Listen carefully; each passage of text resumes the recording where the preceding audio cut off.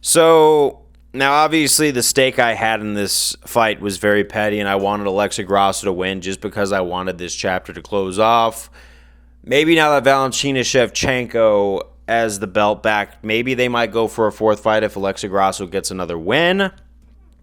But up next for the title should definitely be Manon Fiorot, and if they don't do Manon Fiorot next, I do not want to see women's flyweight, the most talent-rich, marketable division, be held up by two names simultaneously, because those are the only people who have been fighting for that title for the past couple years, and they need to give someone else a shot at it. It's moving too fast. Maybe Manon Fiorot versus Alexa Grasso, and then if Grasso defeats Manon, which probably won't happen, then talk about a fourth fight. But I think a fourth fight needs to be warranted because with Brandon Moreno and Deiveson Figueiredo with the part 4 of their whole saga, Moreno earned that interim championship and then wanted to fight Figueiredo a fourth time. So you know what? He earned all that stuff.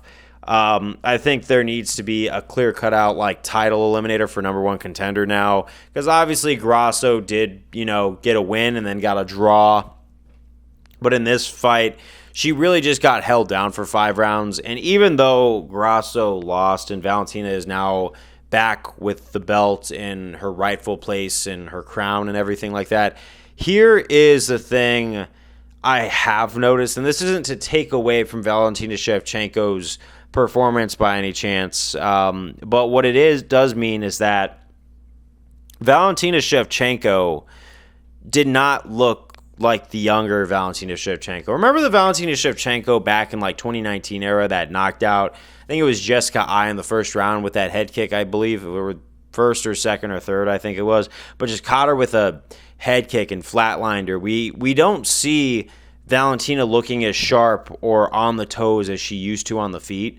Now it's pretty obvious that she's probably going to become a more lay-and-pray person. Like if she goes to fights Manon Fiorot, she's not going to want to stand and trade with Manon. And I don't know if she could take Manon down like that because Manon's so big and strong that she does have that kind of tendency to stop people who want to grapple. I don't think she's going to be able to pin her down just like Alexa Grasso did. So we'll see where the future for Valentina Shevchenko happens. But, for now, it's like, congratulations for Valentina Shevchenko getting it back. Is it the result I really wanted to see? Not really. And it's not because I hate Valentina. I just don't want to see this division be held up by these names any longer. But I think I'm just being pessimistic about the UFC and their marketing strategies.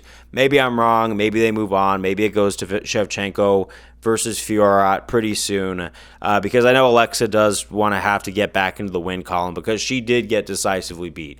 Even though kind of like laying on someone on the top and taking him down, it's legal, but it's just kind of not exciting to watch. I kind of was like, waiting for that 25 minutes to be up just because it just didn't seem very exciting. Now, there were some interesting submission attempts from Grasso, but those just weren't enough.